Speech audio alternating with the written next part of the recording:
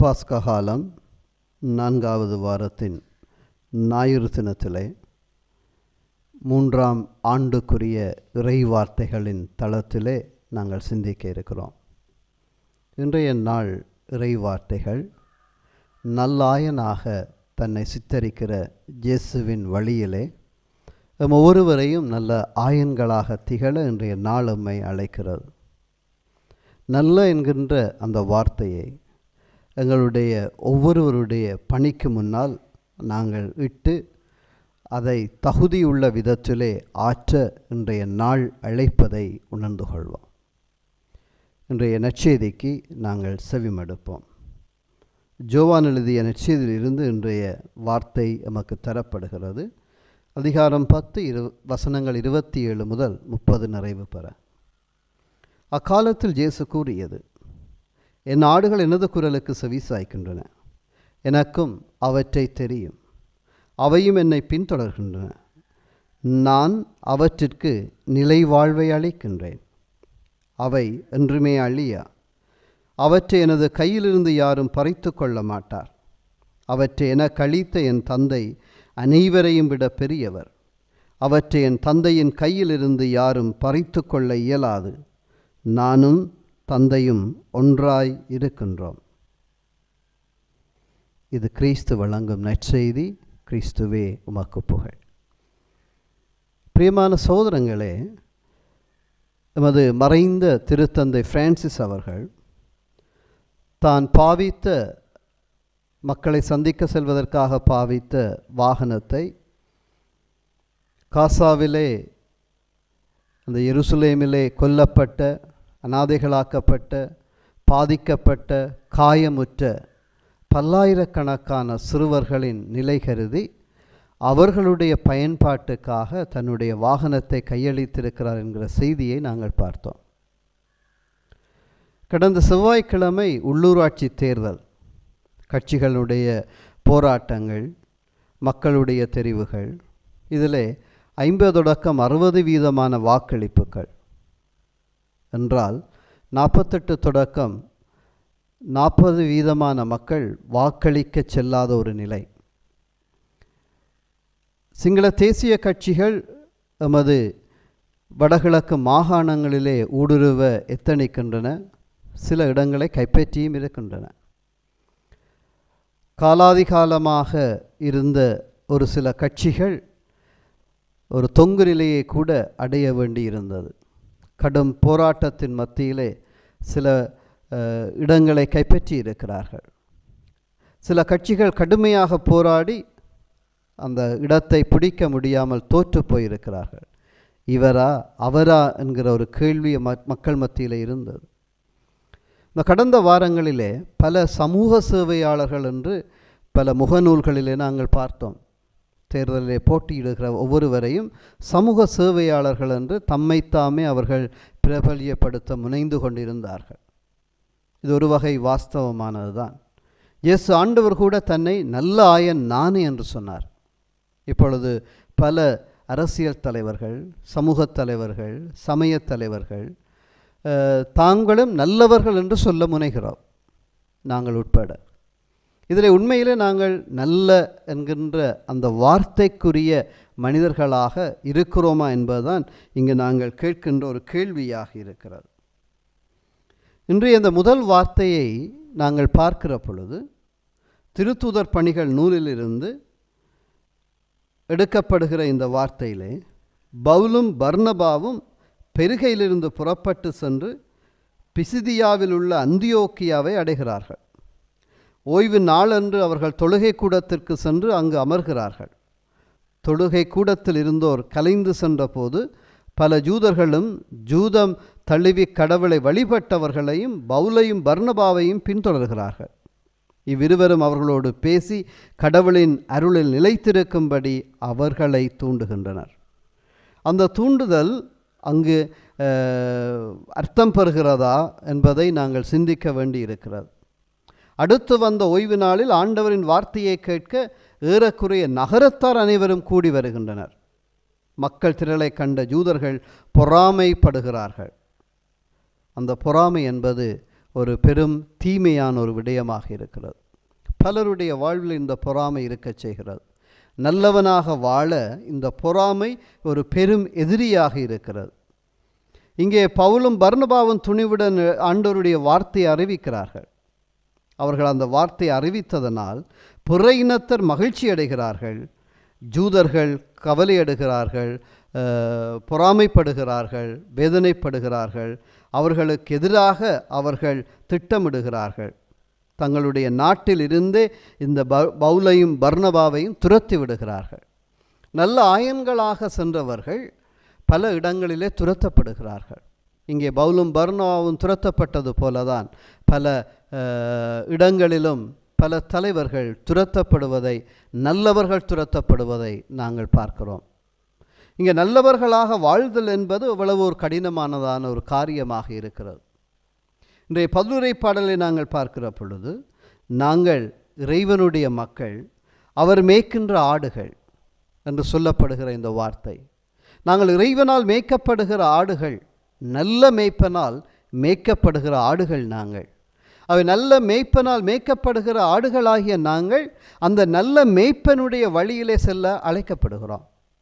அந்த நல்ல மேய்ப்பனை அடையாளம் கண்டுகொண்டால், அவருடைய குரலை கேட்டால்தான், அவருடைய வழியில் சென்றால்தான், அந்த நல்ல மேய்ப்பனோடு அவருடைய நிழலுக்குள்ளே வாழ்ந்தால்தான் நாங்களும் அந்த நல்ல மேய்ப்பனுடைய அருளை பெற முடியும், அல்லது நல்ல மேய்ப்பனுடைய வழியிலே நாங்கள் செல்ல முடியும்.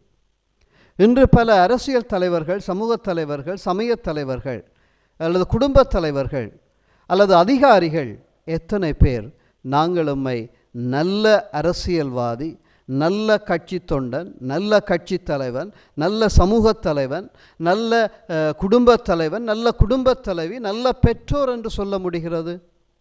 காரணம், நாங்கள் பொறாமைப்பட்டு வாழுகிற பொழுது, அல்லது இறைவனை நாங்கள் அடையாளப்படுத்த மறந்து போகிற பொழுது நாங்கள் இந்த நிலையிலிருந்து தவறி விடுகிறோம் என்பதை பார்க்கிறோம். நம்முடைய மறைந்த திருத்தந்தை பிரான்சிஸ் அவர்கள் ஒரு நல்ல ஆயனாக அவர் திகழ்ந்திருந்தார். அண்மையிலே அவருடைய இறப்பின் செய்தியை கேட்ட பலர் தங்களுடைய துன்பத்தை, இழப்பை, தங்களுடைய வேதனையை பகிர்ந்து கொண்டார்கள். ஒரு இராணுவ தளபதி கூட, ஒரு நாட்டினுடைய தலைவராக இருக்கிற இராணுவ தளபதி, ஒரு இளம் தளபதி, எவ்வாறு அவர் ஒரு முஸ்லீமாக இருந்தாலும் எவ்வாறு திருத்தந்தை தன்னுடைய வாழ்வில் ஒரு தந்தையாக இருந்தார் என்று சொல்லுகிறார். அவருடைய இழப்பு ஓர் பேரிழப்பாக இருக்கிறது என்று அவர் பதிவிடுகிறார்.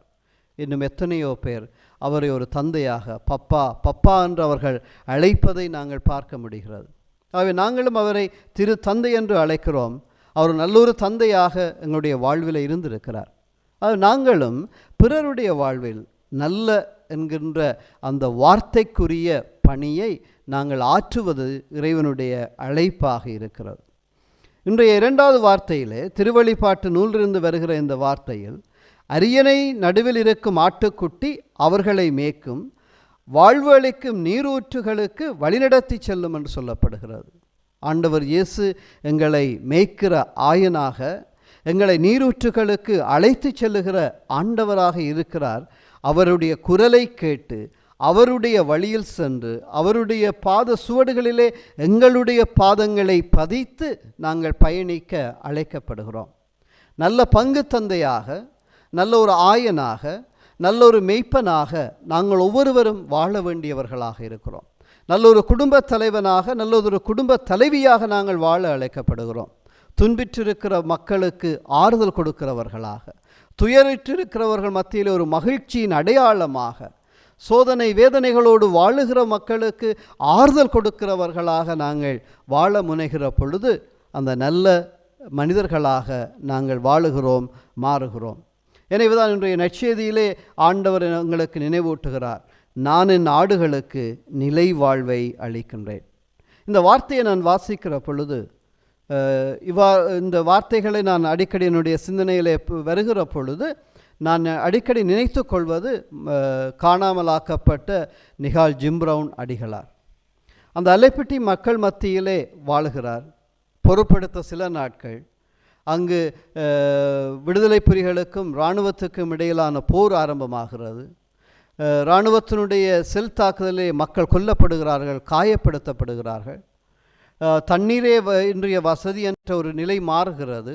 எங்கும் செல்ல முடியாத ஒரு சூழ்நிலை, மரண ஆபத்தும் பயமும் அவர்களை குடிகொள்கிறது. காயப்பட்டவர்களுக்கு மருத்துவ வசதி கொடுக்க முடியாமல் இருக்கிறது. அந்த வேளையிலே ஒரு நல்ல ஆயனாக அவர் தன்னை மாற்றிக்கொண்டார். தன்னுடைய பங்கு மக்களுக்காக தன்னுடைய உயிரை துச்சமாக மதித்தார். தன்னுடைய வாழ்வின் தேவைகளை விட தன்னுடைய காயப்பட்ட மக்களினுடைய வாழ்வு முக்கியம் என்று அவர் எண்ணினார். எனவேதான் இராணுவத்தின் முன்னால் காயப்பட்ட அந்த குழந்தையை கரங்களிலே ஏந்தி கொண்டு முழந்தாள் படியிட்டு இந்த மக்களுக்கு மருத்துவ வசதியை செய்து கொடுக்க அனுமதியுங்கள், விட்டுவிடுங்கள் என்று கெஞ்சி கேட்டார். அவர்கள் அனுமதி கொடுத்தாலும் அவர்களே வைத்த அந்த கோபம், பொறாமை அவரை இல்லாமல் செய்திருக்கிறது, காணாமல் ஆக்கி இருக்கிறது. அதற்கான பதில் இன்னும் இல்லாமல் இருக்கிறது. அதற்கான நீதிமன்ற அமர்வுகள் தொடர்ந்த வண்ணம் இருக்கின்றன. ஆனால் இன்னும் முடிவில்லாத ஒரு விடயமாகத்தான் இருக்கிறது. பிரியமான சகோதரங்களே, அவ்வாறு நல்ல ஆயன்களாக நாங்கள் ஒவ்வொருவரும் நம்மை மாற்றிக்கொள்ள வேண்டும். ஒவ்வொரு தாயையும் பார்க்கிறோம், தன்னுடைய பிள்ளைக்காக, தன்னுடைய பிள்ளைகளுக்காக, குடும்பத்துக்காக தன்னை உருக்குகின்ற எத்தனையோ அற்புதமான அன்னையர்கள், எத்தனையோ அற்புதமான தந்தையர்கள் தங்களுடைய சுயநலன்களை விட்டு பிள்ளைகள் குடும்பத்துக்காக அர்ப்பணிக்கிறவர்கள். இன்று புலம்பெயர்ந்து வாழுகிற பல நாடுகளிலே பல மக்கள் தமது குடும்பம் என்று மட்டும் நின்று விடாமல் இந்த ஈழத்திலே வாழுகிற அத்தனை மக்களையும் நினைத்து பலர் பல்வேறு உதவிக்கரங்களை நீட்டிய வண்ணமாக இருக்கிறார்கள். இவ்வாறெல்லாம் நாங்கள் செய்கிற பொழுது நாங்களும் நல்ல ஆயர்களாக இருக்கிறோம். நாங்கள் ஒவ்வொருவரும் நல்ல ஆயர்களாக மாற வேண்டுமாக இருந்தால் நாங்கள் அந்த ஆயனுடைய குரலுக்கு செவிமடுக்க வேண்டும். அந்த குரலுக்கு நாங்கள் செவிமடுக்கிற பொழுதுதான் இன்றைய வார்த்தை சொல்வது போல நற்செய்தியிலே என் நாடுகள் எனது குரலுக்கு செவி சாய்க்கின்றன. ஆகவே நாங்கள் அன்றாடம் ஆண்டவருடைய குரலுக்கு, எங்களுடைய நல்ல ஆயனுடைய குரலுக்கு செவிமடுப்போம். அவ்வாறு செவிமடுத்து வாழுகிற பொழுது அவரோடு நாங்கள் ஒன்றித்திருக்கிறவர்களாக இருப்போம். யாரும் பற்றி கொள்ள மாட்டார்கள் என்று சொல்லப்படுகிறது. நாங்கள் அவரோடு ஒன்றித்திருக்கிற பொழுதுதான் நாங்கள் கனி கொடுக்கிற மக்களாக இருக்கிறோம். ஒரு கிளை ஒரு மரத்தோடு ஒன்றித்திருக்கிற பொழுதுதான் அது கனி கொடுக்கிறது. ஒரு மரத்திலிருந்து ஒரு கிளை வெட்டப்படுமாக இருந்தால் அது கனி கொடுக்க முடியாது. நாங்களும் ஆண்டவர் இயேசுவோடு இணைந்திருக்கிற பொழுதுதான் கனி கொடுக்க முடியும். அந்த ஆண்டவர் நல்ல ஆயனாக இருக்கிறார். அந்த நல்ல ஆயன் வழியில் நாமும் இந்த வாரத்திலே பயணிப்போம். அருட்தந்தை ஜிம் பிரவுன் எவ்வாறு தன்னுடைய மக்களுக்காக தன்னுடைய உயிரையும் உடலையும் இரத்தத்தையும் துச்சமாக மதித்து அவர்களுக்காக அர்ப்பணித்தாரோ, அந்த அர்ப்பணமிக்க வாழ்வுகளை எங்கள் ஒவ்வொருவருடைய நிலைகளிலும் நாங்கள் அதிகரித்து கொள்வோம். எனவே இந்த நாட்களிலே புதிதாக தெரிவு செய்யப்பட்டிருக்கிற உள்ளூராட்சி தேர்தல் வழியாக வந்திருக்கிற தலைவர்கள், அரசியல் தலைவர்கள், அல்லது சமூகத்திற்கு வழிகாட்டிகளாக இருக்கிற சமூக தலைவர்கள், மத தலைவர்கள், புதிதாக தெரிவு செய்யப்பட்ட எங்களுடைய திருத்தந்தை, அத்தனை பேரும் நல்ல ஆயன்களாக திகழ்ந்து தாம் சார்ந்தவர்களை நல்வழிப்படுத்த தொடர்ந்தும் நாங்கள் இறைவனை நோக்கி வேண்டுவோம். வல்லமையின் ஆண்டவரே, இந்த நாளுக்காக உமக்கு நன்றி சொல்லுகிறோம். நல்ல ஆயனாக உமக்கு முன் இருப்பவரே, உம்முடைய குரலுக்கு நாங்கள் செவிமடுத்து உம்மோடு நாங்கள் அணிவகுத்து நின்று உம்மோடு இணைந்து நாங்கள் பணியாற்றி நற்பணிகளை இந்த சமூகத்துக்கு கொடுக்க உமக்கு அருள் தர வேண்டுகிறோம். நாங்களும் நல்லவர்களாக, வல்லவர்களாக, உம்முடைய அன்பை பிரதிபலிக்கிறவர்களாக, உம்முடைய இரக்கத்தை பகிர்ந்து கொள்ளுகிறவர்களாக இருக்க எம்மை இந்த வாரத்திலே வழிநடத்துவீராக. ஆமேன்.